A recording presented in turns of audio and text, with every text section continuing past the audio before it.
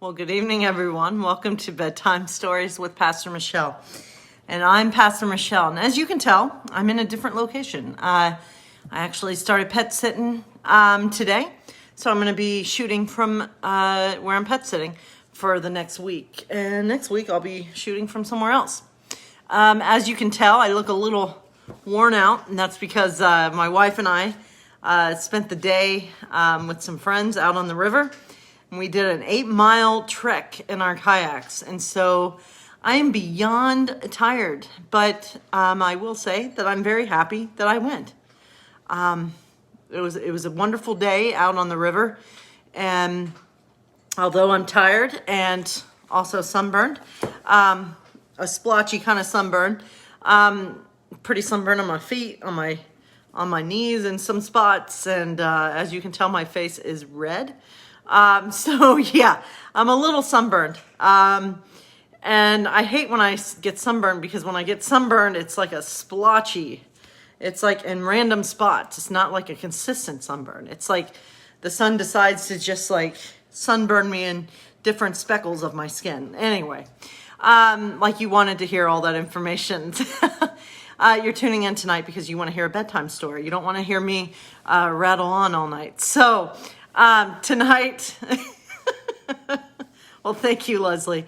I'm more enjoyable than a Trump rally. I would agree. So yes, I had a wonderful day. It was one of those days and my hair is an absolute mess. I look 100% great right now, but that's okay. I do hope everyone has had a good day. I know I did. It was one of those days I didn't know whether or not to.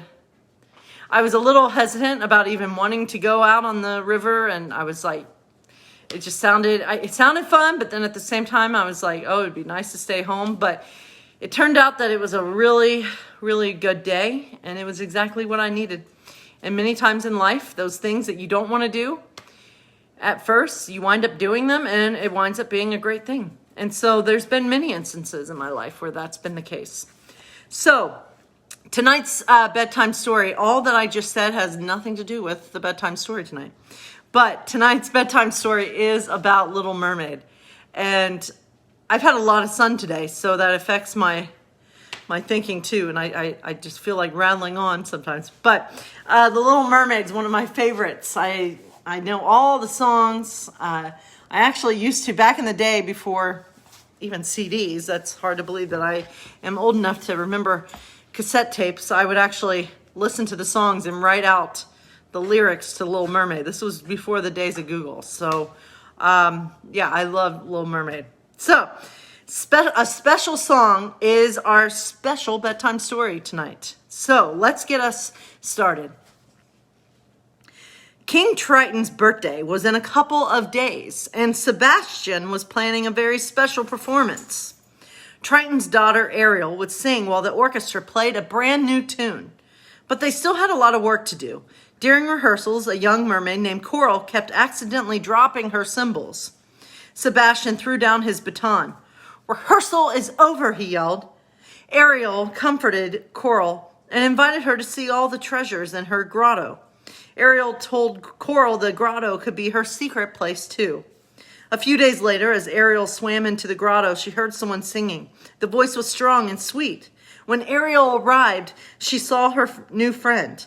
"Coral, you have such a lovely voice. You should be singing in the concert, not playing the cymbals." The Little Mermaid shrugged. "Well, I just like singing to myself," she explained. "I've never actually performed for anyone."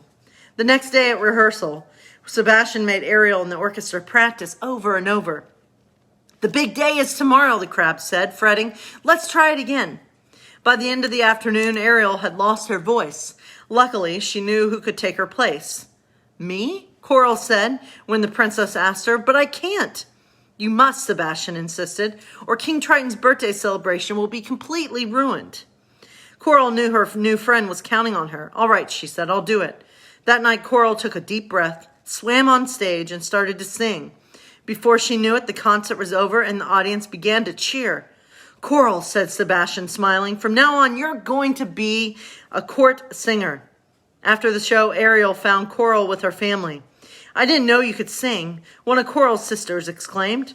"No one ever would have known if it weren't for Ariel," replied Coral. "She believed in me." Ariel still couldn't speak, but she gave Coral a big hug. It had been a wonderful evening. And what's important about that story, not to get all pastoral on you, Ariel had no voice, right? She had no physical voice, but yet she was able to say something. So, all right, so this is Fitz. Say hi, Fitz. This is going to be my friend for the week. You're on Facebook Live. So, anyway, I hope you all have a wonderful day.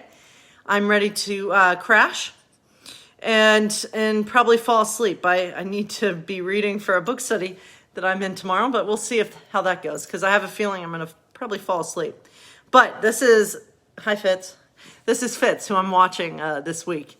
But I do pray that all of you have had a wonderful Saturday, and I hope you all have sweet dreams tonight. Take care, and as I say, I try to have a saying every time I close my my videos. Increase love, decrease hate. That's my signing off phrase. So I'm just like Walter Cronkite. Did I even say his name right? Sorry, been in the sun all day. So anyway, much love to all of you. Take care.